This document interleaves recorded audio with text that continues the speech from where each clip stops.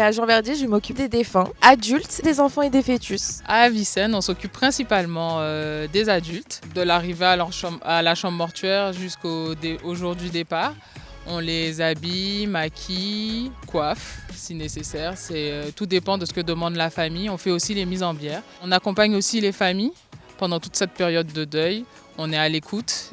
Moi j'encadre 2 équipes, une équipe sur Jean Verdier, sur Avicenne, et donc en même temps je gère le quotidien sur toute la réglementation, sur les textes de loi, leur apporter un soutien lorsqu'ils rencontrent des problèmes avec soit des prestataires de pompes funèbres, soit éventuellement des familles.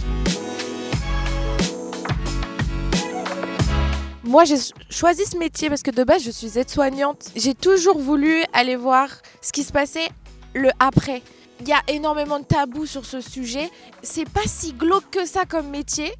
Et donc, nous, on est vraiment là pour leur apporter le dernier respect qu'ils méritent avant de partir et de faire leur inhumation ou crémation.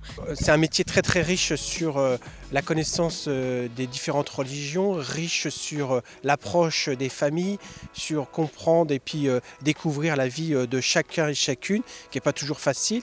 Nous, on fait un accompagnement au plus juste, sans a priori. C'est un choix. Dès qu'on a mis les pieds dedans, on prend goût et c'est un très beau métier.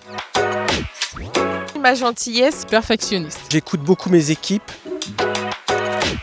Ma plus grande fierté, c'est justement expliquer aux familles que le deuil est un accompagnement, que même si au niveau du soin, il y a eu un échec, il faut quand même qu'ils puissent partir avec cette idée comme quoi, jusqu'à la fin, on s'est occupé de la personne. Des fois, on a des patients qui n'arrivent pas en très bon état et c'est le travail que l'on fait sur ce défunt et que la famille pleure à la fin pour nous remercier en nous disant qu'il est beau. Ça, c'est une fierté.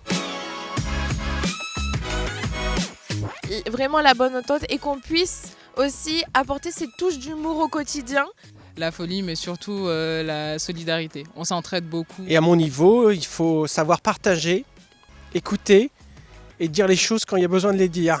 Et je pense qu'au niveau de la chambre mortuaire, on sait très bien que, hélas, la vie est trop courte et il faut savoir se dire les choses pour éviter qu'on poursuive notre carrière avec des désaccords et qu'on ne puisse pas communiquer entre nous.